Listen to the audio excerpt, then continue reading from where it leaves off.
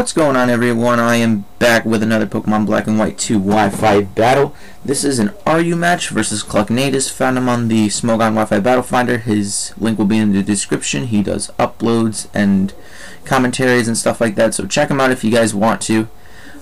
So this RU match was pretty quick. I think it was 16 turns, something to that degree.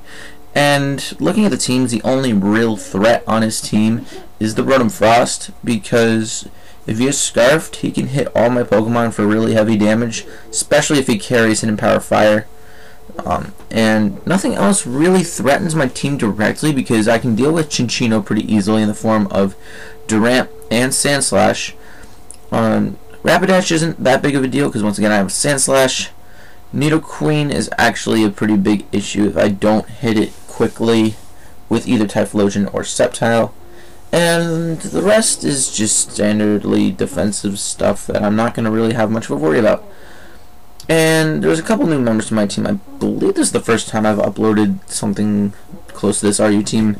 The only things you've seen are my Absol and Sceptile. I think the rest are brand new, so I will talk about them as the match goes on. And without further ado, let's get on with that match, shall we?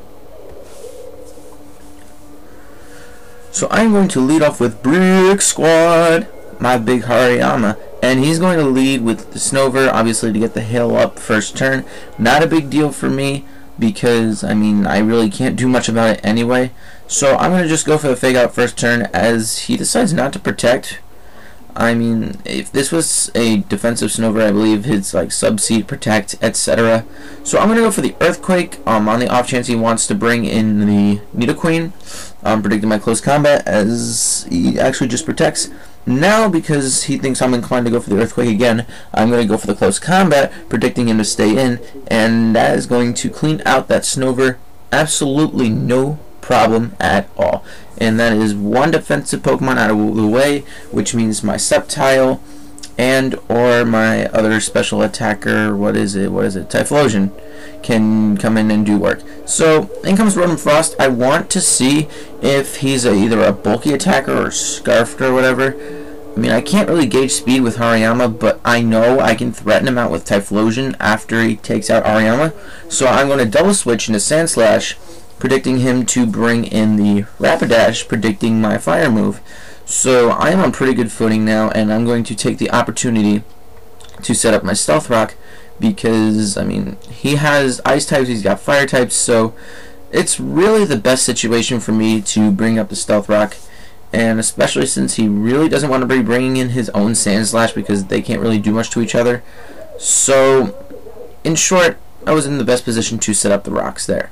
So what I'm going to do now is I'm going to switch into my Typhlosion on the predicted Blizzard or Ice Beam. He does the Blizzard. It makes sense on a Hail team.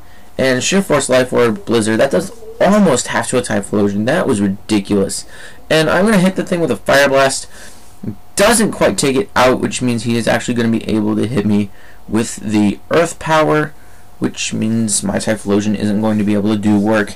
And now his Nidoqueen, or not his Nidoqueen, his what's-his-face, his Rotom Frost just became that much bigger of a threat.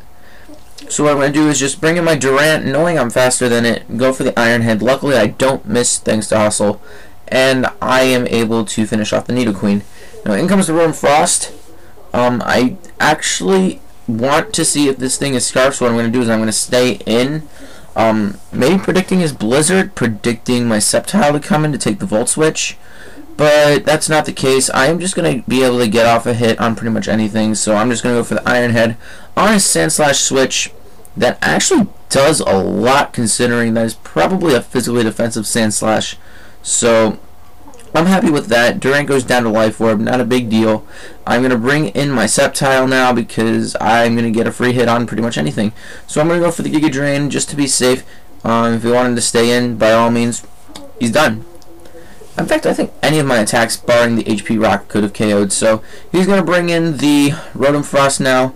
I need to save, or no, I don't need to save Sceptile. What am I saying? I actually leave it in for Death Fodder, because I kind of need a safe switch into something to take on the Rotom Frost, because I don't really have much for it at this point.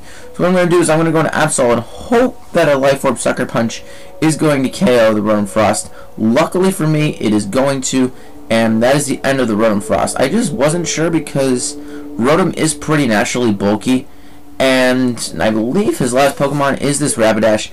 I am going to take the thing clean out with a Sucker Punch, and that is going to be the game. Or actually, no, he has Chinchino left. I completely forgot about this thing. But I have the Sucker Punch anyway. And believe it or not, Absol is going to pull the counter sweep, and I believe that is a 1-0 in my favor. So Absol putting in that massive amount of work once again. So I hope you guys enjoyed. Be sure to like, comment, subscribe, all that good stuff. And until next time, Smash Bros. Pro 33, signing out.